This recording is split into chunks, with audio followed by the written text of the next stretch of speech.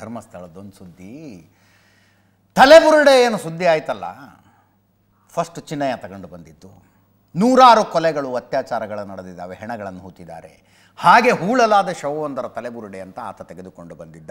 Supreme ಕೋರ್ಟಿಗೆ ಅದರ photo ಕೊಟ್ಟಿದ್ದ. ಇವರು ಪ್ಲ್ಯಾನ್ ತಲೆಬುರುಡೆನೇ ಸುಪ್ರೀಂ ಕೋರ್ಟಿಗೆ ತಗೊಂಡು ಹೋಗೋದಿತ್ತು. ಅಂದರೆ ಇಂಟರ್ನ್ಯಾಷನಲ್ ಲೆವೆಲ್ನಲ್ಲಿ ಹಂಗಾಮ ಆಗಬೇಕು ಅಂತ ಆ ದೃಶ್ಯಗಳು ಬಂದಿದ್ರೆ ಏನಂತೀರಿ ನೀವು? ಸುಪ್ರೀಂ ಕೋರ್ಟ್ನಲ್ಲಿ ಯಾರು ಚೀಲ್ದಿಂದ ತೆಗೆದು ತಲೆಬುರುಡೆ ಮುಂದಿಟ್ಟಿದ್ದು ದೃಶ್ಯಗಳು ಬಂದಿದ್ರೆ ಹೆಂಗಿರ್ತಿತ್ತು? ಬಟ್ ಪ್ರಜ್ಞಾವಂತ ವಕೀಲರು ಉಗಿದು ಹೊರಗೆ ಕಳಿಸಿದ್ರು ಅವ್ರನ್ನ. ಹೀಗೆಲ್ಲ ಮಾಡೋಕ್ಕೆ ಬರೋದಿಲ್ಲ ಸುಪ್ರೀಂ ಕೋರ್ಟ್ನಲ್ಲಿ ಅಂತ ಅವರ ಅರ್ಜಿಯನ್ನು ಪ್ರಜ್ಞಾವಂತ ಸುಪ್ರೀಂ ಕೋರ್ಟ್ನ ನ್ಯಾಯಮೂರ್ತಿಗಳೇ ಉಗಿದು ಕಳಿಸ್ಬಿಟ್ರು.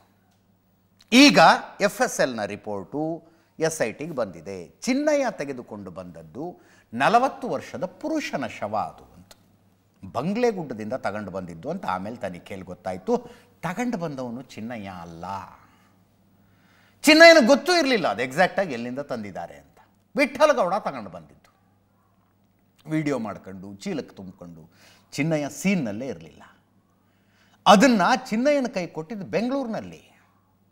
ಸುಪ್ರೀಂ ಕೋರ್ಟಿಗೆ ಸಲ್ಲಿಸಿದ ರಿಟ್ನಲ್ಲಿ ಅದು ಹೆಂಗೆ ಸುಪ್ರೀಂ ಕೋರ್ಟ್ಗೂ ಹಸಿ ಸುಳ್ಳು ಹೇಳಿದ್ರು ಅಂದರೆ, ಚಿನ್ನಯ್ಯ ರಹಸ್ಯವಾಗಿ ಯಾರಿಗೂ ಗೊತ್ತಾಗದಂತೆ ಧರ್ಮಸ್ಥಳಕ್ಕೆ ಹೋಗಿ ಒಂದು ಬುರುಡೆ ತಗೊಂಡು ಬಂದಿದ್ದಾನೆ ಸಾಕ್ಷ್ಯವಾಗಿ ಅಂತ ಸುಪ್ರೀಂ ಕೋರ್ಟಿಗೆ ಸುಳ್ಳು ಹೇಳಿತ್ತು.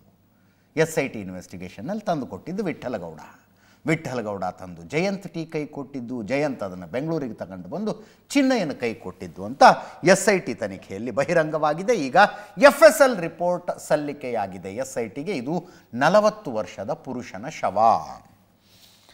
ಅದರ ಜೊತೆಗೆ ಚಿನ್ನಯ್ಯ ತೋರಿಸಿದ್ದ 6ನೆಯ ಸ್ಪಾಟ್ನಲ್ಲಿ 25 ಮೂಳೆಗಳು ಸಿಕ್ಕಿದ್ವು. 25 ಮೂಳೆಗಳು.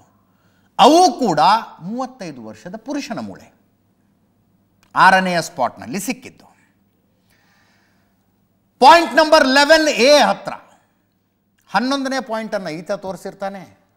ಒಂದು ಫೈನ್ ಡೇ ಬೆಳಗ್ಗೆ ಬಂದು ಎಲ್ಲ ಅಗಿಯುವಿಕೆ ನಡೀತಾ ಇರುವಾಗಲೇ ಇಲ್ಲಿ ಬೇಡ ಒಳಗಡೆ ಬನ್ನಿ ಕಾಡಲ್ಲಿ ತೋರಿಸ್ತೀನಿ ಅಂಥೇಳಿ ಕಾಡು ಒಳಗೆ ಕರ್ಕೊಂಡು ಹೋಗಿ ಒಂದು ಅಸ್ಥಿಪಂಜರವನ್ನು ತೋರಿಸ್ತಾನೆ. ಅದನ್ನು ಆವಾಗಲೇ ಹೇಳಿದ್ದೆ ನಾನು, ಆ ಯುನೈಟೆಡ್ ಮೀಡಿಯಾದ ಅಭಿಷೇಕ್ ಅನ್ನುವಂಥವನು ಗುರುತಿಸಿ ಆತ ನೋಡ್ಕೊಂಡು ಬಂದು ಜಾಗ ಮಾರ್ಕ್ ಮಾಡಿ ಅದನ್ನು ರಾತ್ರಿ ಕರ್ಕೊಂಡು ಬಂದು ಚಿನ್ನಯ್ಯಂಗೆ ಹೇಳಿ ಬೆಳಗ್ಗೆ ತೋರ್ಸಕ್ಕೆ ಹೇಳಿದ್ದು.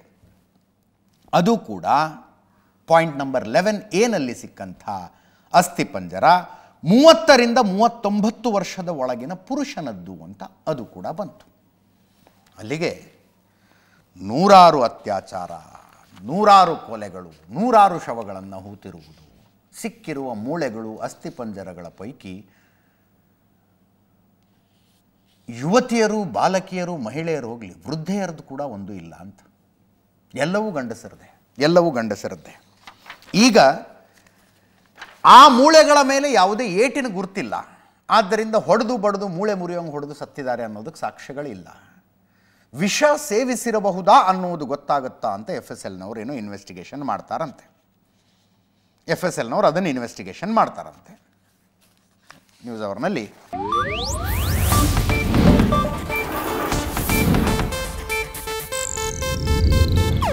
ಇದು ಏಷ್ಯಾನೆಟ್ ನ್ಯೂಸ್ ನೆಟ್ವರ್ಕ್ ಪ್ರಸ್ತುತಿ.